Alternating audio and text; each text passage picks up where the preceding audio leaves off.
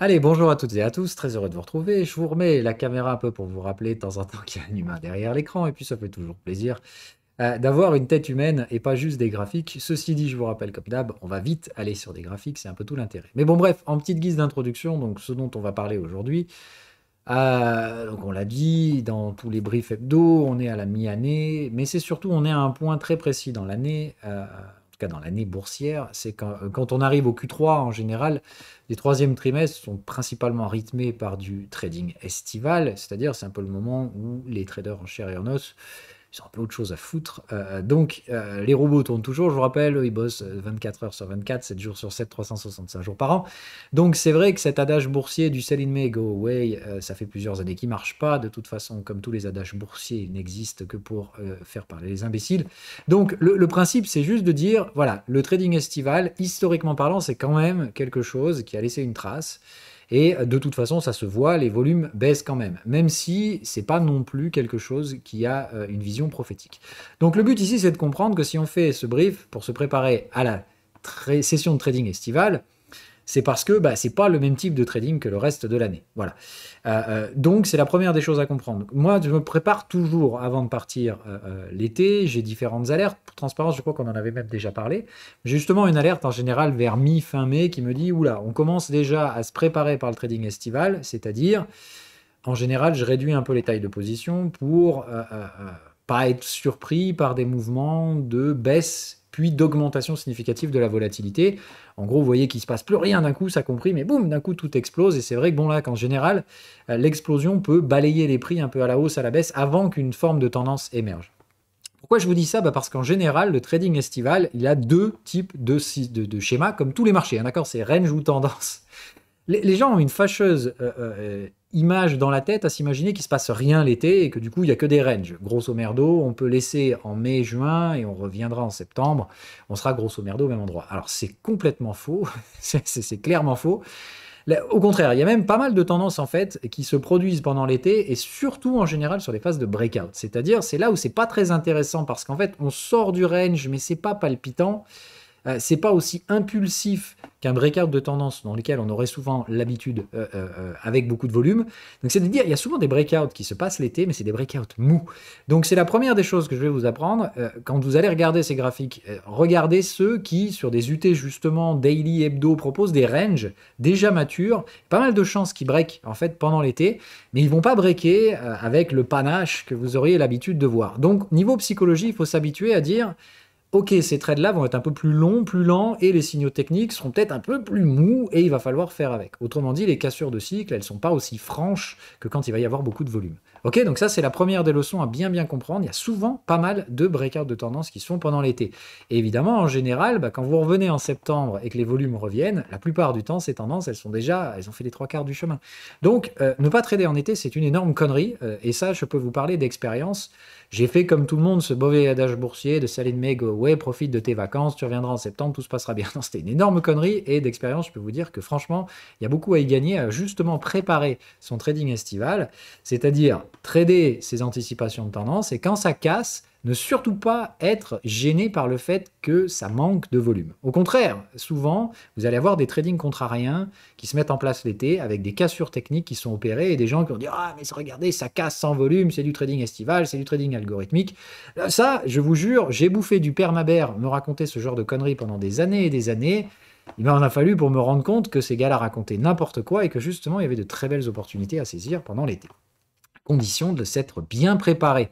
Comme tout, il va falloir des niveaux d'invalidation, etc., des seuils clés à franchir pour pouvoir valider, confirmer les stratégies, etc.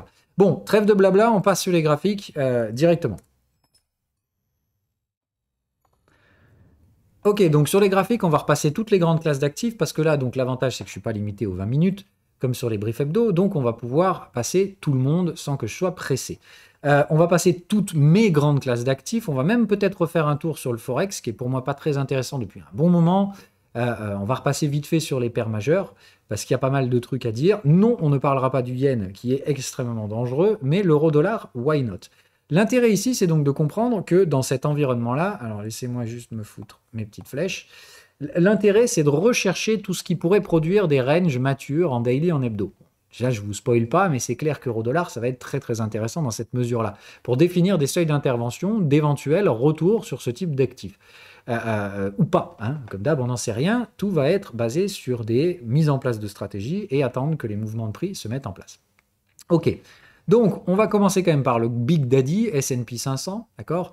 Donc si on se met sur notre clôture trimestrielle, bon, vous le voyez, bon courage les bears, ça fait donc 3 trimestres dans les dents pour ceux qui étaient tout va mourir, fin du monde, etc. On va dire 3 trimestres fin du monde, 3 trimestres to the moon, et au final on est sur la troisième borne perchée et toujours la même problématique, donc dans l'ambiance de range hebdomadaire dans laquelle on est, le S&P 500 va-t-il s'offrir le sommet historique pendant l'été?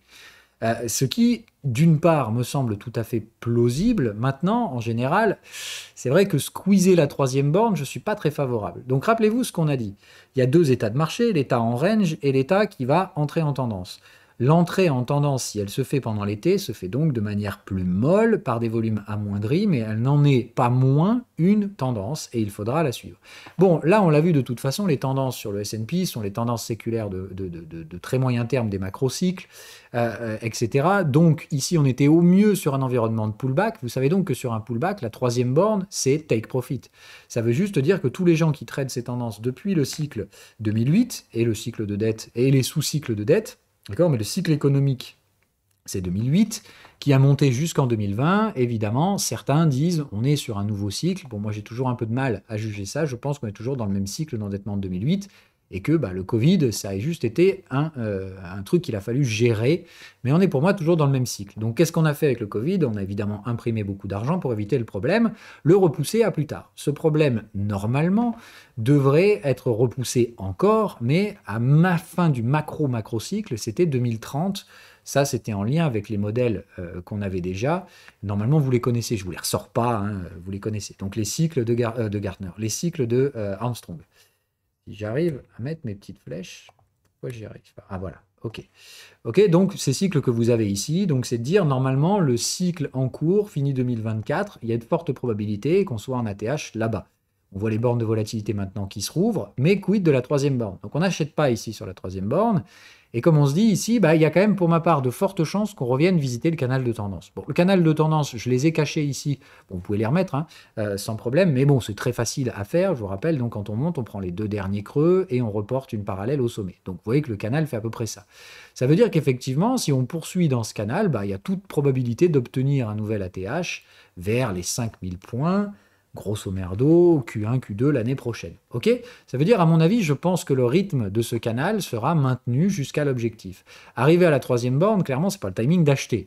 Donc j'ai plutôt envie de dire ici, ce qu'on risque, c'est un retour bas de canal. Voilà. Donc j'ai plutôt envie de dire, c'est ce qui me paraît le plus probable, un retour bas de canal, avec des achats à réaliser. Dans ce cas-là, si on parle de timing, plutôt vers la rentrée. C'est-à-dire peut-être qu'un Q3 pas très intéressant sur le S&P 500. Encore une fois, ça veut dire en un trimestre, intégrer une structure de retracement de même pas 7-8% en 3 mois.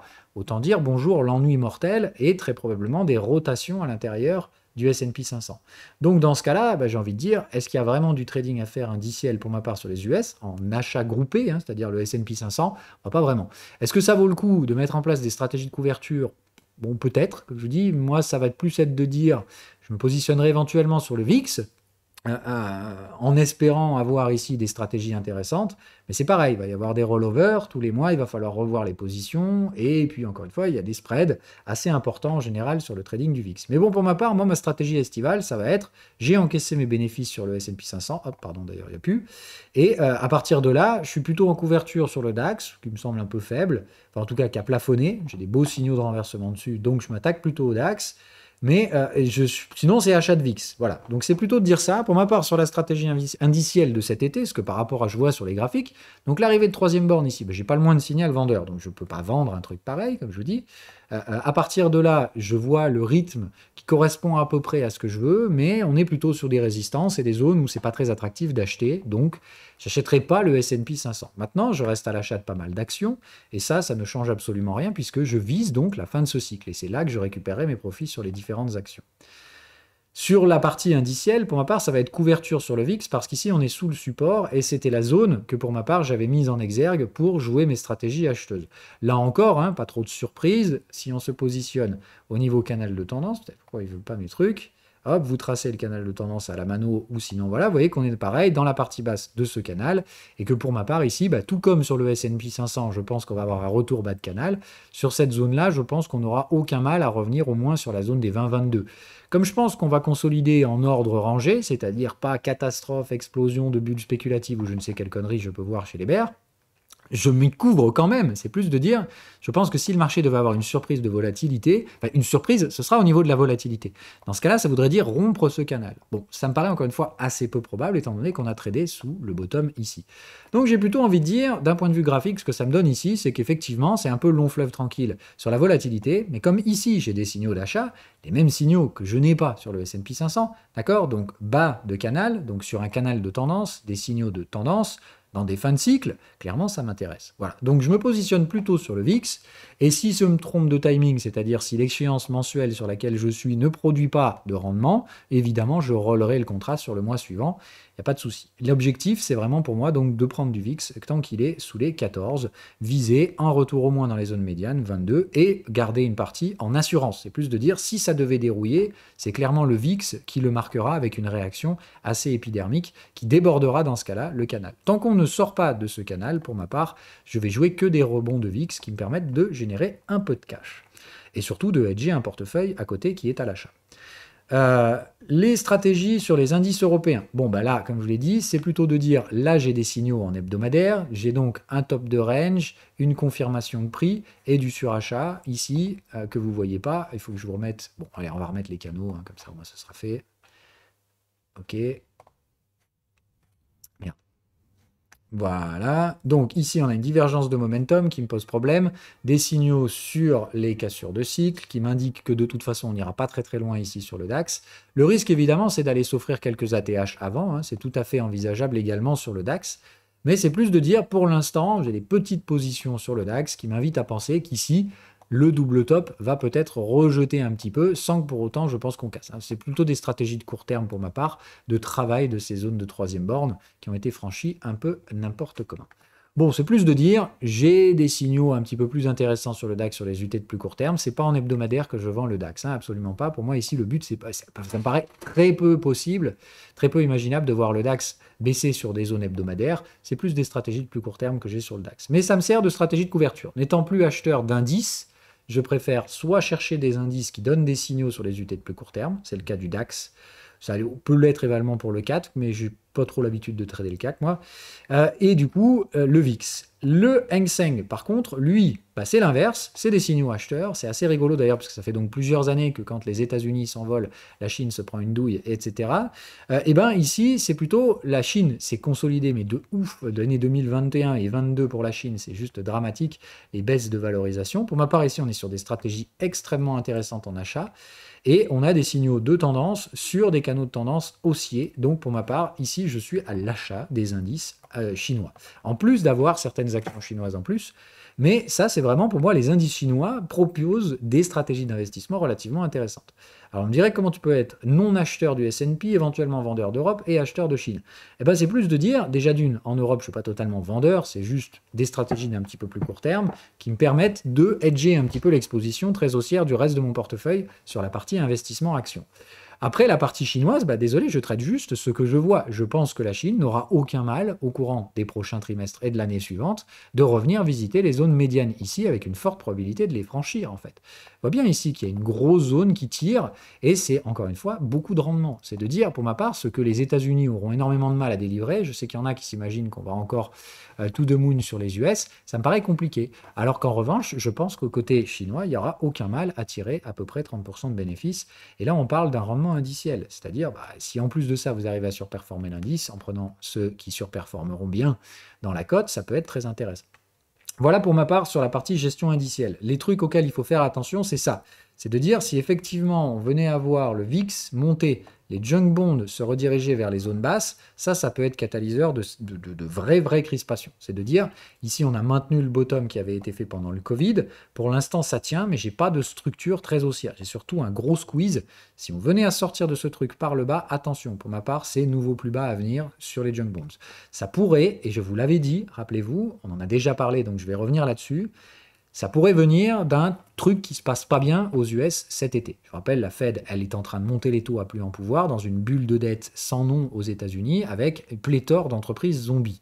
Si jamais ça venait à couiner aux États-Unis cet été, comme par hasard, je vous avais un peu dit que je pense qu'un truc va couiner parce que je le vois sur les courbes de taux dont on va parler juste après, il est fort à penser que ça puisse éventuellement se produire au niveau des junk bonds. Pourquoi? Parce que j'ai en plus des alertes de volatilité ici. Donc attention, pour moi, s'il y a explosion de la bulle sur les entreprises zombies aux États-Unis, ça ne veut pas dire que toute l'économie américaine s'effondre, mais pour vous la jouer simple, je vous ai aussi dit que la stagflation, généralement, c'est 4% d'inflation, 6% de chômage. On est très loin de ça au niveau du chômage, on y est au niveau de l'inflation. Donc, euh, est-ce qu'on va pas se manger explosion des entreprises zombies, liquidation à plus en pouvoir, avec l'effet que ça va avoir évidemment sur les banques d'investissement qui ont levé ces dettes, évidemment la Fed qui va venir à la rescue, donc ça pourrait justement encore une fois faire monter euh, les money supply, donc diluer encore une fois le dollar. Mais je vous dis, faites gaffe. Voilà, je sais qu'il y a des risques aux États-Unis, ça se voit, et j'ai l'impression que ces risques tapent plutôt sur le secteur junk bond, raison pour laquelle, donc je vous dis, je suis plutôt aussi sur le VIX, au cas où ça y est, ou en tout cas il y ait un risque de contagion. Parce que je doute que si les junk bonds fassent un nouveau plus bas, le reste de la cote s'emporte si bien. Surtout que maintenant, effectivement, avec des Apple en ATH et tout ça, elles sont aussi non exemptes de retracement, ces valeurs-là, à fort potentiel psychologique. Donc attention encore une fois à ce que ça ne devienne pas plus nerveux aux États-Unis à cause d'un choc épidermique dû au resserrement monétaire un peu agressif de la Fed. Ça, je mets juste entre parenthèses. Ok? Je vous rappelle, ça on l'avait dit et on l'avait vu. Pour l'instant, il me semble que parier sur un élément exogène n'est pas très malin. C'est juste de dire, ça, je le voyais sur les courbes de taux et particulièrement sur les un petit peu plus court terme, qu'il y a des risques de trucs qui pourraient chier au niveau de la dette et particulièrement, à mon avis, des junk bonds.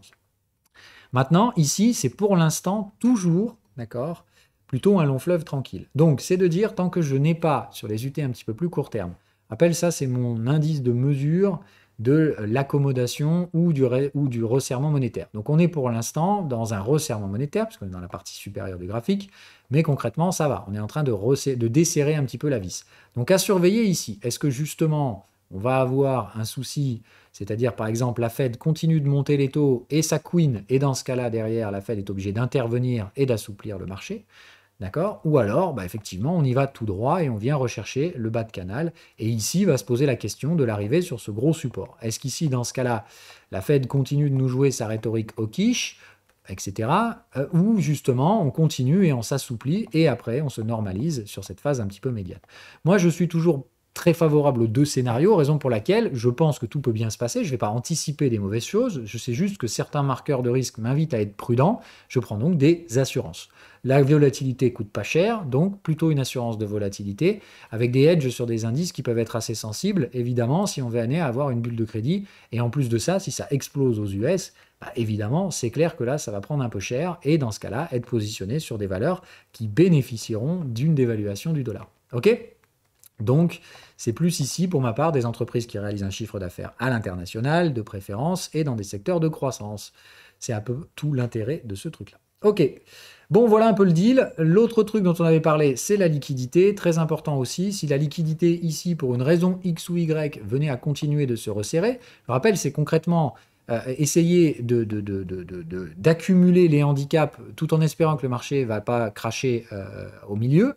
Bon, pour ma part, c'est très compliqué. Si on venait à resserrer la liquidité, c'est-à-dire les injections ne sont pas là pour compenser le retrait de liquidité qui est fait par l'émission de nouvelles dettes aux États-Unis, dette primaire, hein, donc là, c'est concrètement la Fed, le Trésor américain qui émet de la nouvelle dette, donc il faut bien des dollars pour émettre cette dette. Donc là, la question, c'est bah, si on continue de puiser dans les réserves du marché, donc on continue de tendre la liquidité, de l'assécher, cette liquidité, et qu'en plus de ça, on continue de monter les taux côté Fed, et qu'on a une bulle de crédit proche du déclenchement, si les junk bonds partent en couille, et que en plus de ça, vous voyez qu'il n'y a toujours pas de décollecte sur les reverse repo, pour une raison X ou Y, ça, clairement, ça va alimenter des crispations sur le secteur bancaire, dans un premier temps, mais pas que.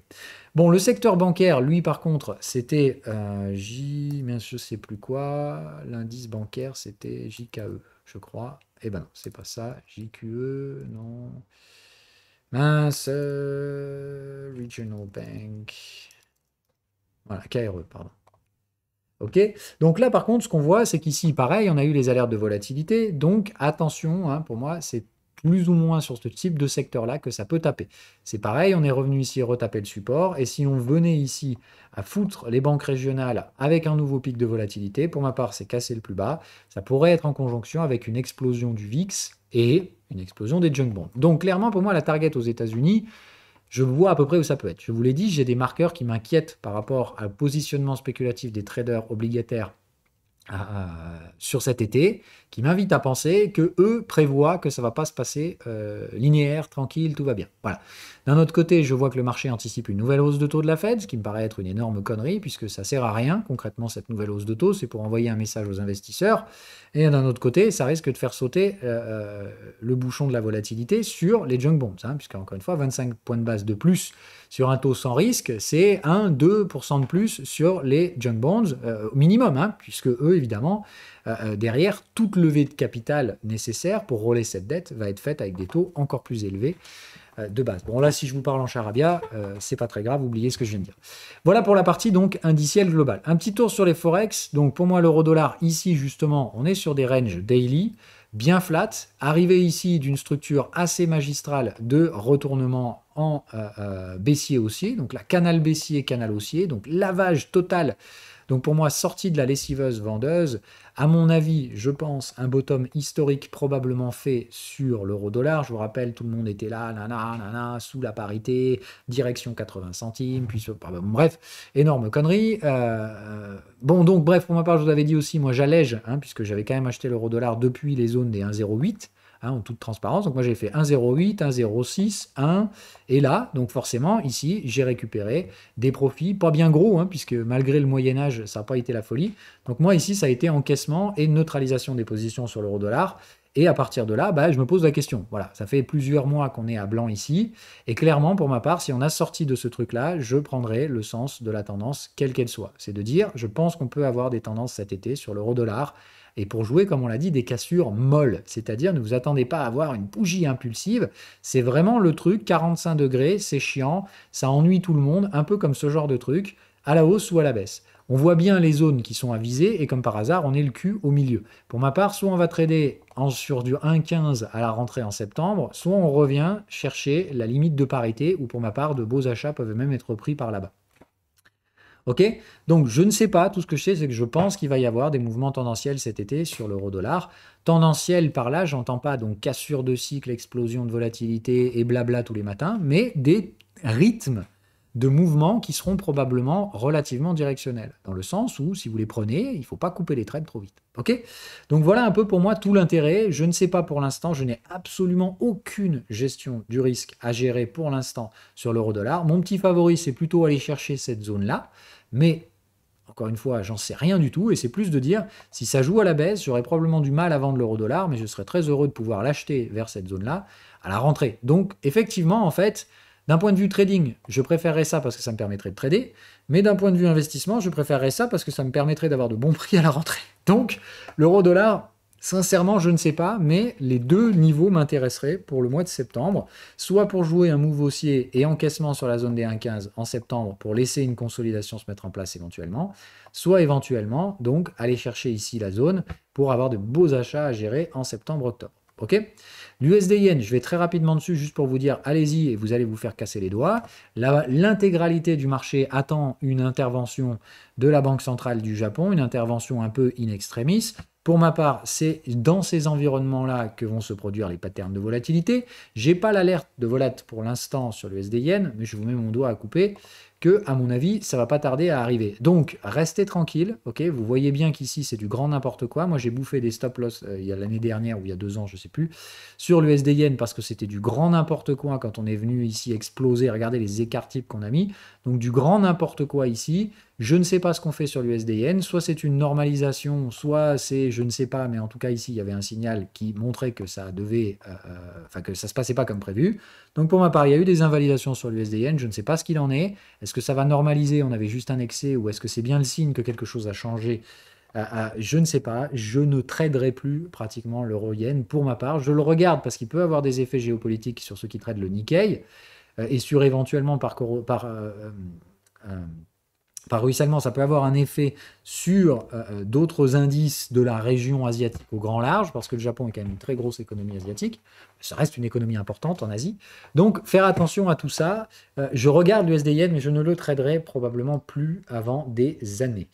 La UDNZD, bon, j'en parlerai tout doucement, mais lui, très intéressant. Bon, je doute qu'il break pendant l'été, mais juste de vous dire, voilà, ça fait 20 ans qu'on est, enfin, ça fait 10 ans qu'on est là-dedans. Quand on va sortir de celui-là de range, ça va être funky. Voilà. Allez, on passe sur les comos rapidement. Le WTI, pour moi, c'est un des actifs à surveiller. Clairement, comme de l'huile sur le feu cet été. Très, très, très important.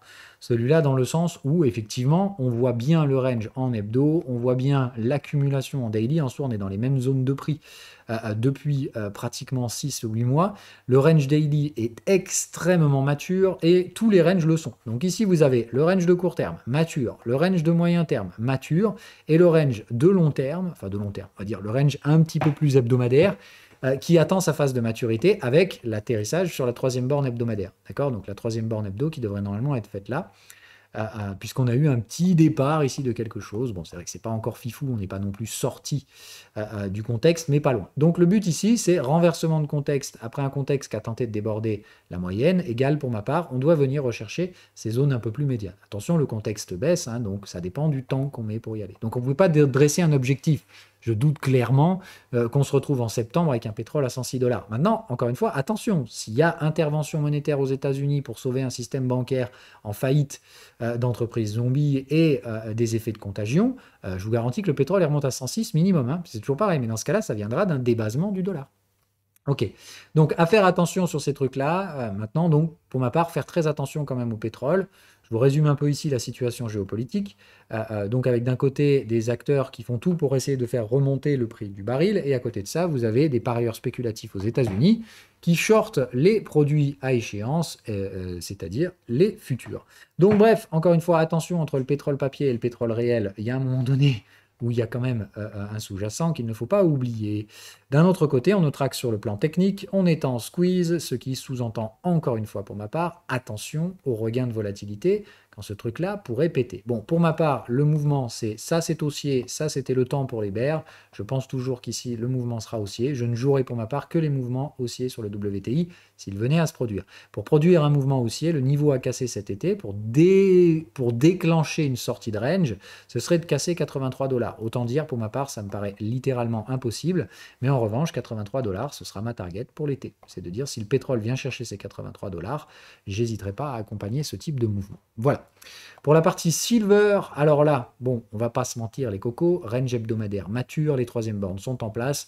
Je m'attends à voir la rupture éventuelle de ce range. Est-ce que ça se produirait cet été? Je ne sais pas, mais si le silver casse les 25-26 dollars cet été, je déclencherai des renforts significatifs de position. C'est-à-dire, pour moi, tous mes trades qui sont là vont être mis à break-even. Je vais pouvoir remonter les stops, ce qui me permettra évidemment de redéclencher des positions sans augmenter mon risque. Et je n'hésiterai absolument pas à le faire. Je sais qu'à 26 dollars, il y en a beaucoup qui vont dire « Ah, silver, ça monte trop vite, nani, nanana, le machin a pris 30% en 3 semaines, ça va se cracher. » Vous pouvez être certain, à 26 dollars, je vais rempiler comme un cochon.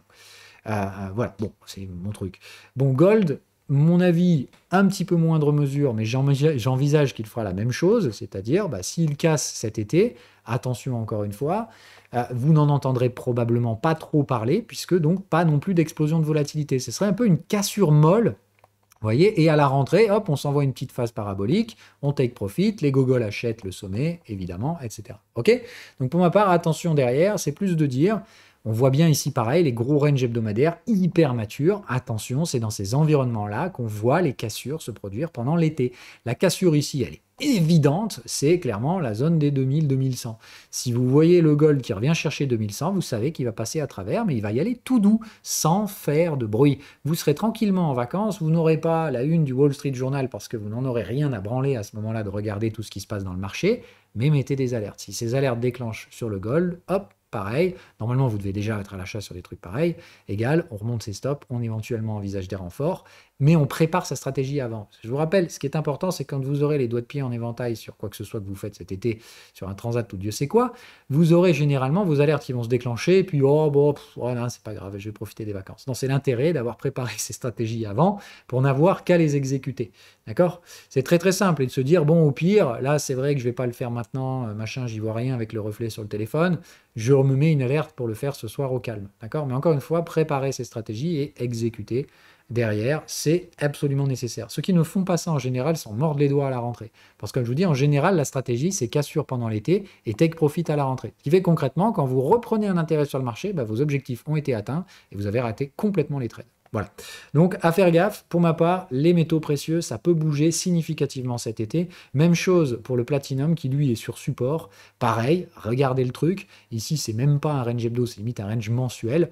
Les zones de cassure ici sont relativement visibles. C'est pareil, c'est la zone des 1100. Ce truc est extrêmement volatile. Attention, si ça se dirige à 1100 cet été, même chose pour moi, ce sera remontée des stop-loss sous le bottom et renfort en cassure sur ces actifs-là. Donc, les métaux précieux, pour moi, c'est les gros actifs à surveiller cet été, au cas où il se passe quelque chose. Sur le S&P, on l'a dit, pas très intéressant, ce sera peut-être des rotations à l'intérieur de l'indice.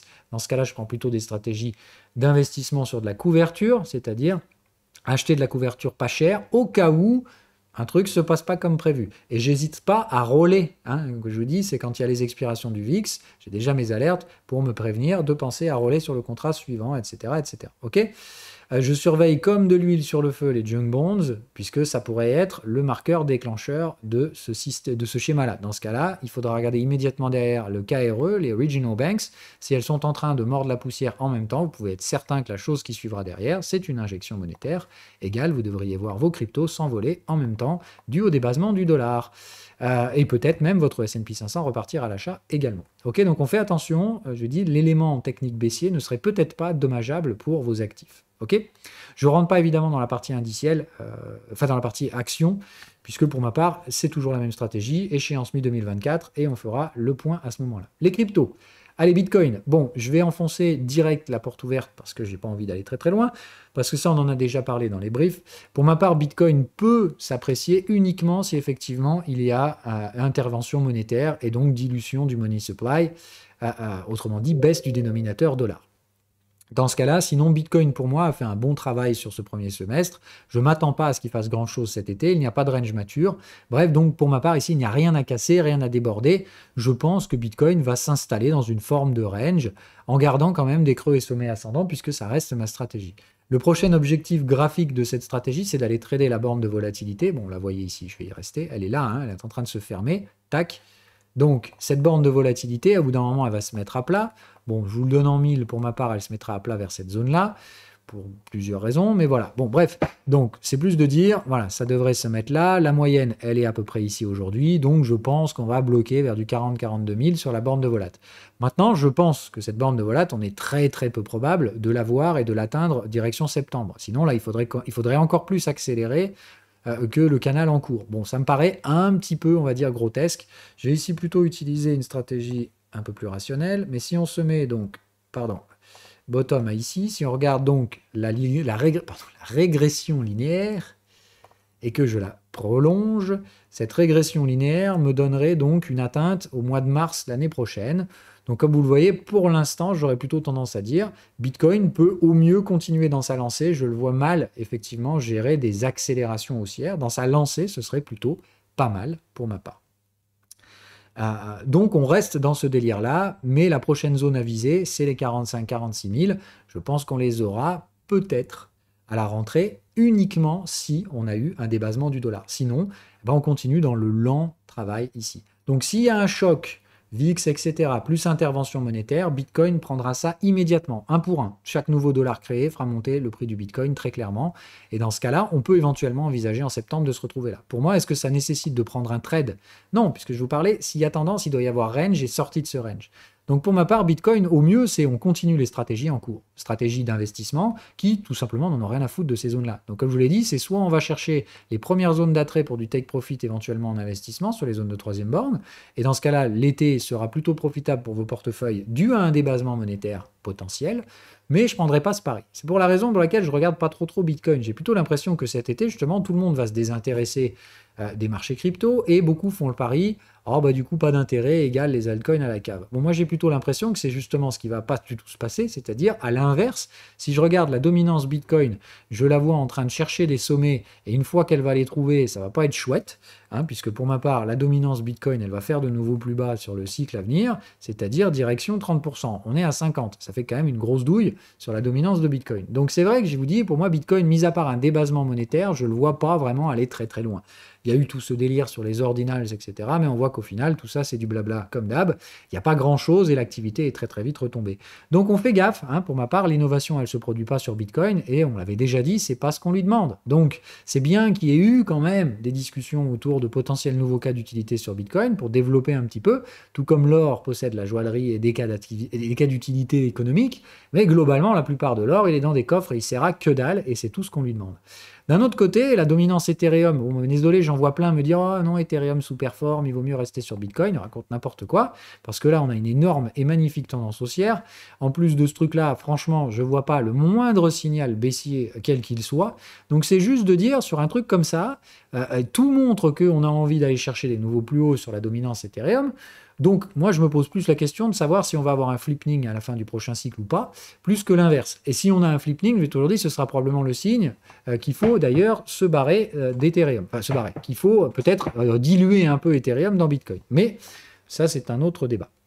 D'un autre côté, là, le schéma, c'est plutôt les altcoins. Vous voyez, donc moi, c'est de dire, je cherche comme d'hab des altcoins qui sont dans des ranges. Bon, c'est pas que je shield mon bébé Atom, vous verrez que c'est la même chose pour Chainlink et d'autres, etc., dont je parle peut-être un peu moins. Mais voilà, ça, tu peux pas faire mieux en termes de range hebdomadaire. Je veux dire, ça fait 3 ans que le machin, il est en range, même 4 bientôt. Enfin, 3 ans. Allez, bientôt 4. Donc, c'est un énorme range. Donc là, pareil, c'est de dire, si je prends l'objectif septembre et qu'en septembre, on est sur le haut de range, vous comprenez qu'un truc comme ça, on le voit bien, hein, qu'en plus, en l'espace de quelques mois, on passe généralement du support à la résistance. Donc si là, tout d'un coup, ça se réveillait et que je me retrouvais au beau milieu de l'été, en plein mois d'août, en train de me faire dorer les orteils, avec une dominance Atom qui passe les 47%, bah pour ma part, c'est tout simplement le moment où il va falloir renforcer encore plus le bébé, plus que, ah vite, prenons les profits, etc. Je dis, c'est typiquement le genre d'environnement dans lesquels les cassures peuvent se produire. D'abord avec un gros catalyseur, puis une fois qu'on est là, oh ben non, c'est trop tard, je laisse tomber, et en fait ça continue, et vous vous retrouvez en septembre avec des nouveaux ATH, et concrètement, ben là oui, c'est vraiment trop tard pour y aller. Pour moi, la zone pour entrer ici, c'est en cassure, il n'y a pas de souci, on a les creux ascendants, il y a tout ce qu'il faut, donc j'hésiterai pas pour ma part, trader en cassure, 45% de dominance de Atom. On peut le faire évidemment sur du Chainlink, ok, il n'y a pas de souci là-dessus. Voilà. La market cap de Chainlink, ici, pareil, on est en double bottom, bas de Bollinger, tout ce qu'il faut. Je pense ici que sans problème, on peut au moins retaper la moyenne et éventuellement sortir de cette compression qu'on a ici. Donc, c'est-à-dire double bottom, double top. Donc, pareil, si on vient rechercher cette zone-là, pour ma part sur Chainlink, ce sont des zones où je supporterai le marché. Ça veut dire quoi? Ça veut dire concrètement que je vais probablement prendre des arbitrages Link Bitcoin, par exemple, ou d'autres stratégies. Peut-être des stratégies en marge sur Chainlink, ou comme je vous dis, peut-être juste de l'arbitrage. Je ne sais pas exactement, je sais juste que sur ces zones-là, ce type de range hebdomadaire, s'ils viennent là, ces ranges matures, là, m'intéresseront pour jouer des ruptures. Pour évidemment se retrouver en septembre dans le contexte résistant quand il est trop tard. Et de dire, jouer dans ce cas-là, une poursuite des mouvements en plein ennui estival pour me tirer cette dominance de 42 à 60. Ok? Évidemment, pour moi, la stratégie, c'est pas une stratégie de dominance. C'est juste de dire, ce sont des actifs qui sont dans des ranges. Bon voilà, Chainlink, le range, on va pas la refaire 20 fois. Je pense que vous l'avez tous vu. Donc cet énorme range en daily, du coup, alors hop, plutôt en daily, extrêmement mature. S'il venait à rompre, ce que j'envisage, justement, ça ne se fera pas avec fanfaronnade et tout ce que vous voudriez. L'objectif ici, ce serait d'y aller tout doux, tout morne. Et vous voyez que dans ce cas-là, on se retrouverait à la rentrée, en septembre, en octobre, après un bon vieux 45 degrés tout à fait ennuyant. Et évidemment, tout le monde se réveillera ici en septembre quand les prix ne seront plus du tout intéressants. Évidemment, après, soit la tendance se poursuit, soit elle retrace. Mais c'est plus de dire, je pense qu'ici, on peut y aller one shot, en ligne droite, sans intérêt. En fait, tous les jours, ça prend 1, 2%. Vous l'oubliez totalement parce que vous n'entendez pas parler de ça, vous êtes en vacances et vous vous attendez à éventuellement recevoir la news, le marché crypto explose de 40%, etc. Eh bien non, en fait, la plus grande des probabilités, c'est qu'il ne se passe rien. Tous les jours, un petit 1, 2%, de temps en temps, on vous met un petit moins 4 pour vous rappeler à l'ordre, mais concrètement, la semaine d'après, vous êtes déjà plus haut parce qu'à coup de plus 1 ou 2%, vous avez rattrapé la baisse de la semaine passée. Concrètement, vous n'entendrez parler que de retracements éventuels un peu virulents, mais qui seront probablement effacés quelques semaines après, et puis globalement, ça monte à 45 degrés. Donc, c'est typiquement ce genre de marché que vous pouvez voir. Cherchez ces ranges hebdomadaires, etc. Ok. Pour ma part, les actifs qui sont concernés ne sont pas nombreux. Hein. C'est tous ceux qui proposent des ranges en daily relativement matures et qui ont, encore une fois, des positions dans l'écosystème importantes. Bon, là, c'est pareil, on ne va pas la refaire. Le gros range daily, vous le voyez, c'est frappé de la borne de volatilité comme des gros débiles depuis des mois. C'est en haut, en bas, en haut, en bas. Bon, vous avez bien compris que ce truc-là, il y a de fortes chances qu'en octobre, on soit en haut. Là où ce sera bien évidemment pas du tout intéressant pour trader. Ok. Donc là, pareil, on peut tout à fait se mettre là, venir franchir ces trucs-là et se retrouver haut de range ou en cassure de ce range. On se retrouve début septembre avec un atome à 20 $. Concrètement, on part de 8, on arrive à 20. Mais comme on n'a pas fait ça avec panache et qu'on le fait qu'avec des petites hausses inintéressantes jour après jour, eh ben, personne n'y prête attention. Concrètement, on se retrouve en septembre avec des prix qui sont dans des zones de vente et concrètement, c'est quand vous aurez un regain d'activité sur ce marché, quand vous aurez peut-être envie de les acheter cette fois-là, que les prix seront peut-être pas très intéressants. Voilà mon narratif. Bon, après, c'est par rapport aux cryptos, comme on l'a dit. Il y a aussi l'effet débasement dollar, c'est-à-dire que si on a une crise aux États-Unis, ça peut très bien justement vous envoyer un bon gros débasement dollar et des altcoins qui s'envoient dans la stratosphère.